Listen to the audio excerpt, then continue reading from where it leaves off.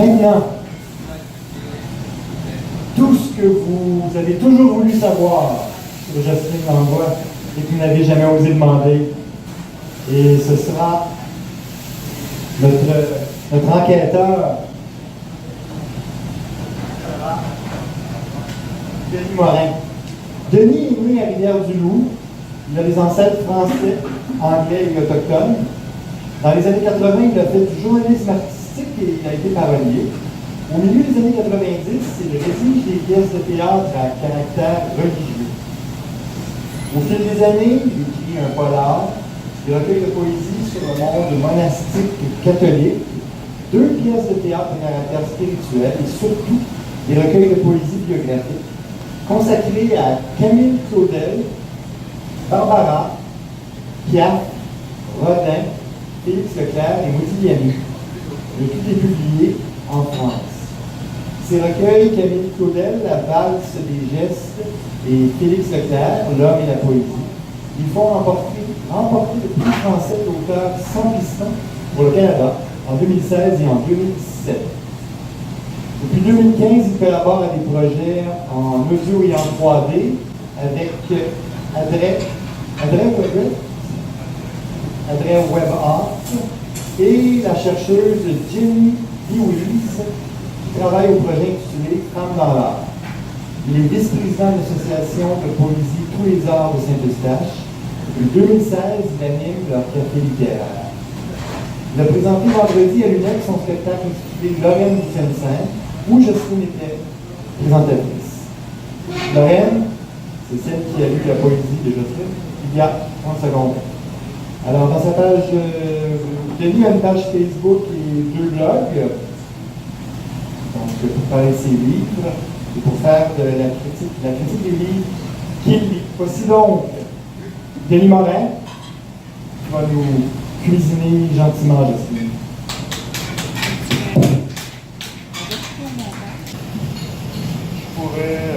Le temps qu'il s'installe, je pourrais déjà poser la question à savoir, bon, on sait que tu fais de la peinture, on sait que tu écris de la poésie, et là, tu arrives avec un roman.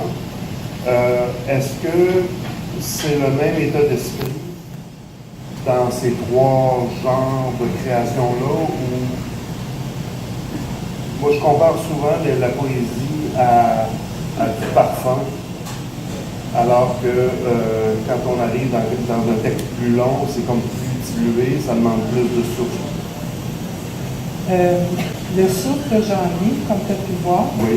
J'ai la même attitude envers la création en art visuel qu'avec l'écriture. L'écriture, j'ai comparé ça à des robinets de cuisine. Il y a l'eau chaude, il y a l'eau froide. Tu as le jet qui sort. Si tu coupes l'eau chaude, tu gèles. Si tu coupes l'eau froide, tu brûles. Oui. C'est comme ça que j'ai laissé venir toutes les idées de puzzle. Ça a été un très long processus. Donc, tu es en train de dire que tu te laisses porter par les personnages. Est-ce que tu avais un canevas défini de dire j'ai tant de chapitres à faire ou je veux que mes personnages aillent dans telle direction, ou au-delà de ça, tu t'es dit faisons confiance? En 1984, l'histoire était divisée en chapitres. Je savais exactement où je m'en allais. Il me restait seulement la conclusion à faire, l'enquête. Moi, je me disais, je vais boucler ça rapidement. Mais, comme je l'ai dit précédemment, la vie m'a entraînée ailleurs. Et quand j'ai repris l'écriture, j'ai ressenti un besoin de vérifier tous les renseignements, l'information. J'ai fait appel à plein de gens. D'ailleurs, dans Puzzle, il y a des références historiques sur le Québec des années 50, 60, et c'est très bien fouillé. Moi, ce que j'ai trouvé, c'est, en anglais, on va dire, à propos d'un roman qui se lit très bien, c'est un page turner. Donc, on commence, mais on n'a pas le goût de laisser le livre de côté, ce qui est très bon signe. Mais est-ce que il y a des personnages qui, au départ, étaient secondaires, qui finalement qui sont devenus plus présents?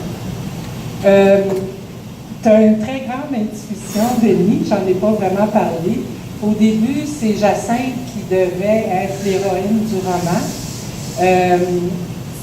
Finalement, on a décidé, j'ai eu des prélectrices, et on a décidé de couper la partie de Jacinthe.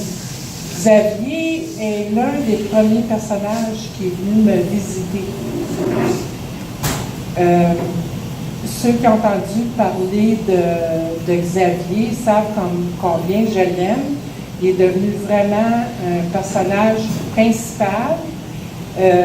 Puis je repoussais toujours de parler de lui parce qu'il a un cerveau quelque peu tordu. Oui, mais c'est un personnage envoûtant. Absolument. Oui, très complexe. Et il m'a réservé plusieurs surprises. Donc, ça a défait ton plan de travail initial? Pas Xavier. Xavier, oui, en partie. Okay. C'est quand j'ai vérifié la résolution de l'intrigue au bureau du coroner. Oui. En fait, on m'a parlé du service d'identification judiciaire de Montréal, qui est un des plus réputés, sinon le plus réputé en Amérique du Nord. Et je crois que c'est Mme Guilbeault, et elle me dit, Madame Langlois, c'est impossible que nos techniciens aient manqué ça. Ben voyons donc, peut-être que le technicien faisait une dépression, il a peut-être sa blonde l'a lâché la veille, on ne sait pas. Elle dit non. Elle dit même que ces techniciens-là, ils vont avoir un petit rhume, ils n'entrent pas travailler parce que quand ils vont témoigner à la cour, ça peut durer jusqu'à une journée et demie. Ça doit être sans faille. Ouais. Là, j'ai eu chaud, pas à peu près. Alors, ceux qui croient aux prières au petit Jésus ou qui croient à un être suprême, au pouvoir de la pensée, ben moi, j'ai fait une petite prière. Ça a pris 2-3 jours. Et puis, quand je me suis levée le matin, c'est là que mes inspirations arrivaient, c'est là que mes personnages me parlaient. Ceux qui étaient prêts à me raconter leur histoire, ben 2-3 jours après, j'ai eu la solution. Une solution plausible. Okay. Et j'ai vérifié avec quelqu'un qui avait un problème semblable, puis ça fonctionnait très bien. Mais en tout cas, le roman, en tout cas, c'est vraiment l'écriture envoûtante. Et ça, contrairement à moi qui ai une écriture plus européenne, plus française, c'est très nord-américain, très groundé, comme on dit, puis tu rentres dedans, puis tu racontes, puis tu amènes l'action, etc. D'ailleurs, ce texte-là est écrit au présent. Oui. Je pense que c'était voulu aussi. Ah oui, parce qu'autrement, ben, c'est qu'il y a des retours dans le passé, puis à un moment donné, en utilisant le passé, au niveau de la concordance des temps, ça a facilité énormément de choses, et aussi, c'est qu'au temps présent, on entre dans la tête des personnages. Oui. Moi, j'adore ça quand je lis. J'entre dans la tête des gens. Je ne le fais plus maintenant, mais quand j'étais plus petite, je me mettais souvent dans la peau des autres pour essayer de comprendre. Et je le fais encore. J'adore ça. Puis, l'écriture à l'américaine, en fait, j'ai appliqué des principes d'écriture de Stephen King dans son livre de conseil écriture, supprimer tous les mots inutiles. Il n'y a pas de superflu, c'est efficace. Merci. C'est efficace. Moi, personnellement, à la fin, bon, je te l'ai dit, j'aurais coupé quelques pages, mais bon, ça c'est moi, parce qu'à un moment donné, bon, OK, on va vraiment, il y a des éléments psychologiques qui se trouvent en fin de roman qui expliquent le pourquoi et le comment. Mais bon, on n'en dira pas plus, mais au niveau de la poésie, ton recueil Jouer avec le feu, je trouvais que il y a une utilisation de la mythologie qui est intéressante. On parle d'intuition. Et j'ai perçu qu'une femme prend enfin sa place comme écrivaine et artiste. Est-ce que je me trompe? Absolument, tu as raison. C'est arrivé dans l'écriture de Puzzle où, même un peu avant, mais c'est vraiment avec Puzzle où j'ai constaté que le besoin d'écrire est là, et non seulement il est là, mais j'étais en train de me matérialiser. Quand, justement, dans le quartier, je l'avais à Maisonneuve, J'ai fait mon cours classique à l'école publique et c'est arrivé au moment de la réforme parents. Tout ce qui m'intéressait du fond du cœur, dans ma tête, à moi, je ne pourrais pas le faire. Allez pas dans l'enseignement, il n'y aura pas assez d'élèves. Hein, on était dans les années, fin des années 60, il n'y avait pas plus d'enfants. Allez pas en littérature, il n'y a pas de job pour vous autres, puis allez pas dans les arts, vous allez crever de faim. Je me suis dit, je vais faire quoi dans la vie? Ben, je pense que tu as suivi ton intuition. Est-ce que cette prise de parole-là au niveau de l'écriture, cette confiance-là qui est en train de se mettre en place, est-ce que ça se reflète aussi au niveau de la peinture? Maintenant, je fais plutôt de l'estampe, je fais des gravures. Okay. Ça fait longtemps que je n'ai pas peint à l'huile et je suis convaincue que la confiance va s'installer. Maintenant, j'ai un problème de vision, le strabisme, qui fait en sorte que je ne vois pas toujours, pour les détails fins, le pinceau touché à la toile, comme tout le monde. Alors, bon, je travaille autrement. À l'encre de Chine, je peux parce que c'est une pointe métallique, mais le pinceau plie tout ça. Et ici, il y a mon Louis là, qui est à la table. Je pense que Louis te supporte beaucoup dans tes projets artistiques. Louis, il y croit beaucoup. Louis, c'est un gros nounours. C'est un gros nounours, c'est un gros bougon, mais je suis une personne complètement transformée. Quand je l'ai connu, j'étais discrète.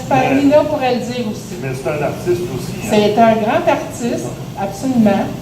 Et puis, j'étais toujours en retrait. Mais lui me poussait dans le dos. T'es capable, chouchoute, vas-y. Oui, puis j'ai osé, la première lecture publique que j'ai faite, je tremblais, ma feuille tremblait, puis avec mes yeux croches, c'était compliqué à les rendre. Tout tremblait, puis c'est avec ça que ça m'a inspiré pour Gélitrac. En termes de projet, si on conclut avec ça, qu'est-ce qui s'en vient dans les prochains mois ou dans les prochaines années? J'ai un projet de recueil de poésie qui est presque prêt. Il y a eu le mois de la poésie, le NAPONO, National Poetry Month. Le recueil a déjà une soixantaine de pages. J'ai d'autres projets d'écriture.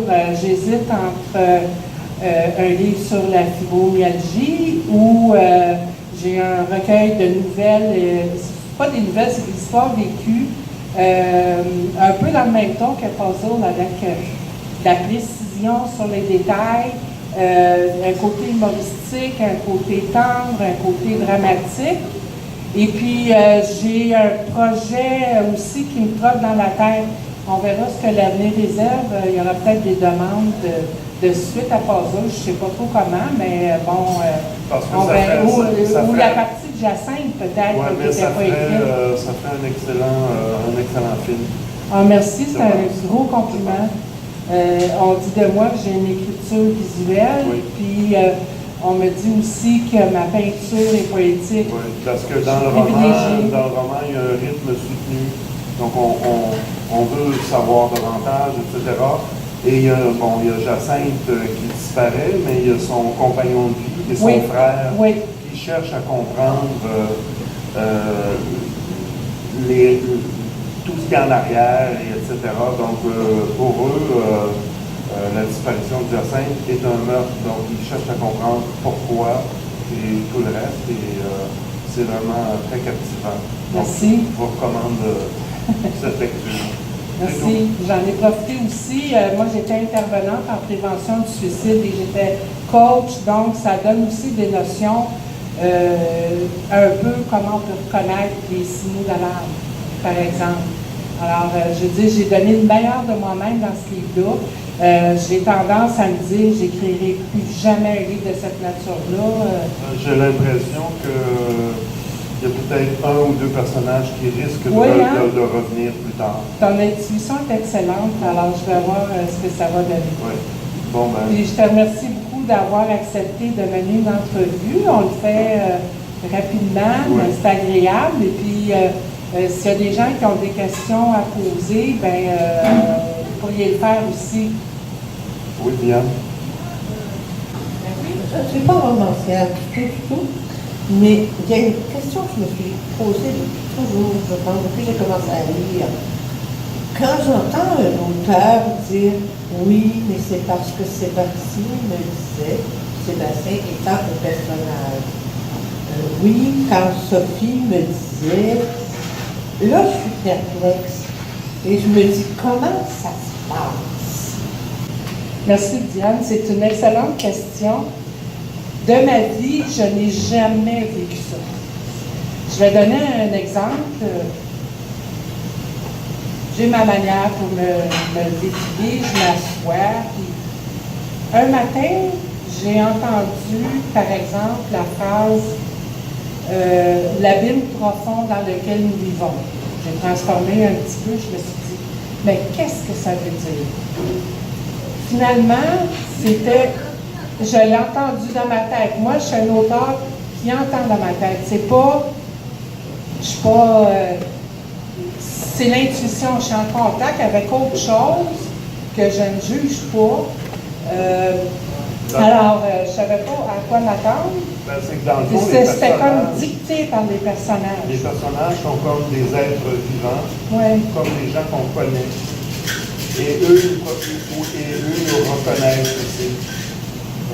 Un autre matin, je me suis levée et puis ça disait que la force soit avec toi. Ben c'est ça, j'ai pensé, bon, son nom, je l'avais sur le bout de la langue, il est parti. Le satellite-popette, Claude Stéphane. Je dis, bon, ben, est-ce que c'est ça? Non, j'ai fait des recherches et puis finalement, ça correspondait à la guerre des étoiles, Star Wars, qui justement sortait à ce moment-là, c'était le deuxième film. Ben encore là, j'ai laissé couler l'eau chaude, l'eau froide, les deux en même temps. Et c'est par la suite que j'ai coupé. C'est vrai que dans Paso, les éléments de l'époque dans laquelle Jacinthe est, etc., on est vraiment dans les années 70 à certains moments. Et c'est vraiment ce que Jocelyne amène comme élément historique et sociologique. C'est vraiment cette époque-là. Et puis ça, c'est au niveau tant du roman historique que du roman polar dans une époque définie. C'est important de respecter ça parce que sinon le lecteur il décroche. C'est ça. D'où l'emploi du temps présent pour être capable de se retrouver. Je me suis posé des questions. Moi. Il me parle pour le vrai. J'ai été adjointe juridique. Moi, je tapais très vite. Je faisais du dictaphone, je faisais de la sténo. Mais là, le personnage, il y en a un qui était toujours devant moi. J'en ai un autre qui était derrière moi. Et je me sentais exactement comme du temps où je faisais du dictaphone, de la transcription. Il me dictait chaque phrase. Alors, des fois, c'était tout mélangé. Moi, je faisais le tri après. L'inspiration, c'est une chose, mais le travail, j'ai pris minimum 1 an pour faire la réécriture, pour faire la révision, pour faire la correction, etc. Puis bon, Denis a fait la correction en dernier aussi. Il a trouvé quelques petites coquilles, mais les personnages vraiment me parlaient. Il y a un autre tantôt, je me suis levée, puis mon Dieu, Xavier me harcelait. Pourquoi tu n'écris pas tout de suite sur moi? Là, la première fois, je lui ai dit, écoute, je vais te donner toute l'importance qui te revient. Je lui reviens à la charge. J'ai dit, je garde le meilleur pour la fin. À un moment donné, et Louis est habitué avec ce genre de confidence. Bon, en tout cas, j'ai dit, Louis, Xavier était derrière moi. Il m'a menacé de me tuer. J'ai pédalé en titi. J'ai dit, ben écoute, fais ce que tu veux, tu n'as pas me tuer, mais qui va raconter ton histoire? Alors, quelques jours plus tard, je me suis levée et là, c'était le temps. Parce que j'entrais dans le cerveau ésotérique d'un meurtrier, d'une personne tordue. c'est qu'elle a eu la capacité vraiment de se mettre à la place de chacun des personnages. Et au niveau psychologique, c'est très fin, c'est très sensible. Et ça se tient, tout se tient. Tout se tient. Et il y a des documents qui arrivent à certains moments dans le livre pour donner un éclairage. Puis là, on dit, ah, OK, on avance. Avec Jérôme et Jean. Ils ont eu beaucoup de difficultés. Donc, c'est vraiment très captivant. Très captivant.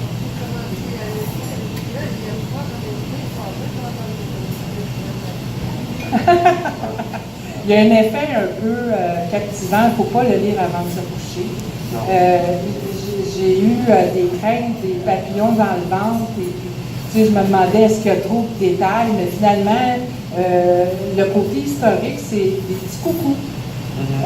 Ça m'a permis de parler un peu de l'histoire des femmes qui sont devenues un peu plus libres avec les années, d'explorer aussi l'influence de l'Église catholique sur les familles. L'éducation, également la promotion sociale de gens de conditions modestes qui voulaient avoir une meilleure vie que leurs parents ou leurs ancêtres. Donc, il y a une réflexion là-dessus qui est intéressante. Oui. Il y avait la vie à la campagne, la vie à la ville, et je me suis aperçue après coup que la plupart des personnages avaient dépassé leur statut social. Oui. Oui, c'est ça. J'ai eu vraiment beaucoup de plaisir. Après ça, ça a été du travail ardu, au détriment de ma santé, là, mais tout était correct à la fin. Ça en valait la peine. Oui. Bon. Hein? Oui, j'étais pressée. Puis, mais il y a le danger avec bon, j'ai perdu un peu de poids, mais c'est dangereux de rester assis de longues heures à travailler à l'ordinateur, mais j'avais pas le choix, c'était comme ça. Oui. Est-ce qu'il y aurait d'autres questions? Robert, as-tu une question posée ou non? Ça va? C'est tout? Oui. Oui, c'est ça qu'on voulait dire. Je suis comme de lire le livre. Oui, j'ai fait un spécial pour le lancement. Quand j'étais à l'UNEC, oui, Adia. Non, OK. Tu as juste levé la main? Ah, OK. Oui, d'accord. La question est la suivante. Je sais que tu as très bien ficelé tes informations dans ce livre-là. Puis, je me suis souvent posé la question, quand un auteur communique avec différentes personnes, différentes instances pour avoir des informations, comment il est reçu au prime abord? Oui, une question très pertinente. Une autre bonne question pertinente. Diane, je dis des fois que c'est une des personnes les plus lucides que je connais. Chaque fois que je communiquais par courriel ou par téléphone pour vérifier des renseignements, naturellement, je disais que j'étais auteur, que j'écris sur un livre. La réponse était toujours extraordinaire et on me donnait encore plus de renseignements. Je vais donner un exemple. J'ai demandé, j'ai écrit à l'associé historique de Bécancour pour avoir le nom des curés à telle année. Le monsieur, l'archiviste, m'a donné le nom des curés de telle année à telle année, a envoyé une photo, des photos de chaque curé et une petite description du curé. Ça a été pareil avec l'association des anciens de l'externat Sainte-Croix. Ils m'ont envoyé un tas d'informations et je m'en suis servi. La température, c'était pareil. Je me disais, c'est une question d'intuition aussi. Sauf que février, en 1940, les États-Unis maintenant, C'est pas pareil, pas c'est un peu différent. Oui, c'est ça. Il y a plusieurs plusieurs événements où j'avais associé de la pluie, du camphroid, de la brume, etc. J'ai commencé par ceux-là, j'étais tombée pile. C'est une de mes amies qui m'avait dit que j'avais une excellente intuition. Je disais, moi, intuitive, là. Et oui. Alors, finalement, pour d'autres événements, j'ai vérifié systématiquement la température. On peut même avoir la température quotidienne, heure par heure, le développement. C'est devenu un élément du roman. Finalement, je me suis dit, hey, au Québec, là, la température, c'est notre principal sujet de conversation. Ah oui, ben non, il pleut tout le temps. Alors, finalement, j'ai modifié le début du roman. Tu te souviens, tu avais lu le début, tu me disais, tu avais été tellement diplomate à me dire que franchement, le travail est long. Là. Il y a trop de mots, c'est trop long.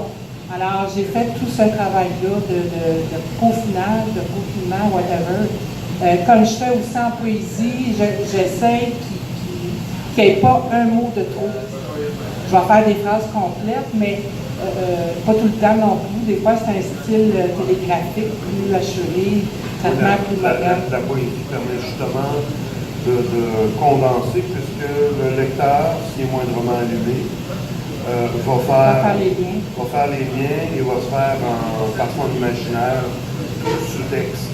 Alors que dans le roman, il faut que tu donnes les clés, il faut que tu donnes les clés, puis ils ont eu de la misère à trouver leur réponse, c'est pas possible. Puis il y avait un ordre chronologique, je donne des dates, les dates ont une certaine importance, certaines journées ont une importance, comme tous les mercredis soirs, ils se faisaient appeler Francis. Encore. Donc, on le sait. Je voulais... ce qui a motivé ça un peu, c'est aussi mon approche avec des choses comme les lectures de tarot, l'astrologie, pour que tout soit le plus plausible.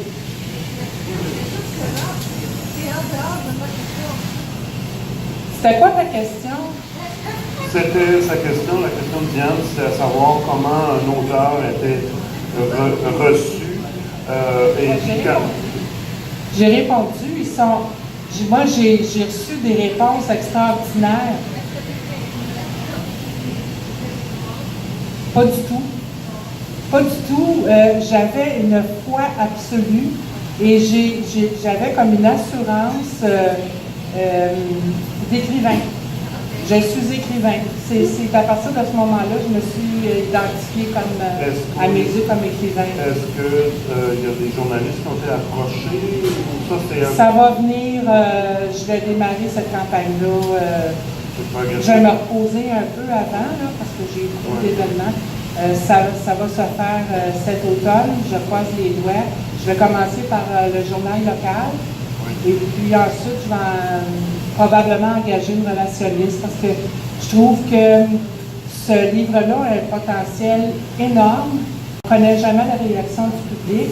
Puis un petit coup de pouce de la presse écrite, ça peut aider, ou la télévision, la radio, je veux dire, sky's the limit, c'est ma vie. Puis à un moment donné, je me suis dit, j'étais convaincue que j'étais venue au monde pour faire ce livre-là, que c'est pas pour rien qu'en 1984, il ne pouvait pas se terminer. Il aurait été moche, moi-même, je l'aurais trouvé plat. Sauf qu'avec le recul, des fois, on gagne en expérience, en maturité, etc. Oui. Donc, en assurance, en savoir-faire. Oui. Il y a une longue liste de remerciements. À la fin du livre, j'ai pensé à tout le monde qui m'a donné les renseignements dont j'avais besoin. C'est un travail d'équipe. Tout le monde ici, on va te souhaiter le mot de Candron merci beaucoup. pour ton roman et ton dernier recueil. Puis on va attendre la critique que tu vas faire dans ton blog. Oui, je devrais faire un billet sur le puzzle et aussi sur le recueil. Et sur ton blog qui s'appelle? C'est poésie, écrivain, etc. Je l'avais mentionné, de toute façon, je mets mes articles en ligne généralement une fois semaine sur les médias sociaux. C'est très, très intéressant. On découvre de nouveaux auteurs. Sur les médias sociaux, sur Facebook, oui. Oui. Oui. Oui. Alors, ben, merci. Merci infiniment, Denis. Ça vient compléter un rêve pour moi.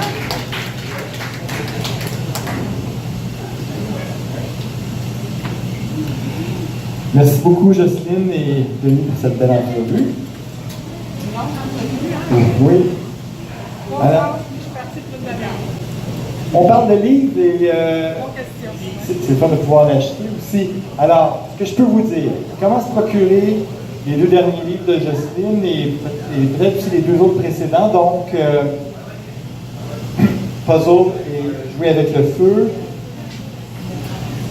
Donc, 3 livres sous peu sont en ligne chez Archambault et Renaud-Bré et probablement aussi disponibles sur place, c'est à confirmer bientôt. En tout temps, les livres sont sur le site en ligne, site internet de Distribu Livres. Ensuite, si n'importe quel des 4 livres qui vous intéresse, vous pouvez communiquer par Messenger avec Jocelyne. Elle va faire 4 salons du livre bientôt, la semaine prochaine à Gatineau.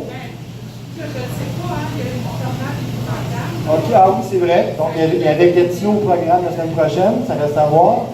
Il y aura l'Estrie à la mi-octobre. Elle sera au salon du livre de l'Estrie le 14 de 10h à 13h. Elle sera à Montréal entre le 14 et le 18 novembre, c'est à confirmer pour les dates exactes. Et aussi à Québec en avril, entre le 10 et le 14, c'est à suivre. Ces 2 derniers, donc Puzzle et Jouer avec le feu, sont disponibles dans près de 40 librairies indépendantes réparties aux 4 coins du Québec. À Montréal, on peut le trouver à la coop du Collège de Maisonneuve à Montréal. Et des détails à suivre en France, à la FNAC, via Amazon.fr. Je pense que ça fait le tout. Alors, j'en arrive aux remerciements. Alors, on remercie évidemment Raymond Vigé et tout le personnel du bistrot. Raymond est toujours très généreux pour tout ce qui est culturel. Donc, toute l'équipe complète, les cuisiniers, les serveurs, tout le monde. Ted Steele, technicien de son. Merci beaucoup, Ted. Maureen, qui a joué le rôle de vidéaste. Nos lectrices, donc Zara Ansari, Lorraine Lapointe-McNamara, Diane Ross, Maureen Moway, Marie Roberge, évidemment Jocelyne. Denis Morin pour l'entrevue. Je vous remercie le public parce que sans vous, ça ne sert à rien de faire des événements. Alors, merci beaucoup. Et puis, voilà. Alors, merci infiniment. Et un gros merci à Robert Hamel, qui a cassé ses vacances pour venir ici. J'arrive à la fin. Et un gros merci à Louis, là, parce que sinon, il va me faire des gros yeux.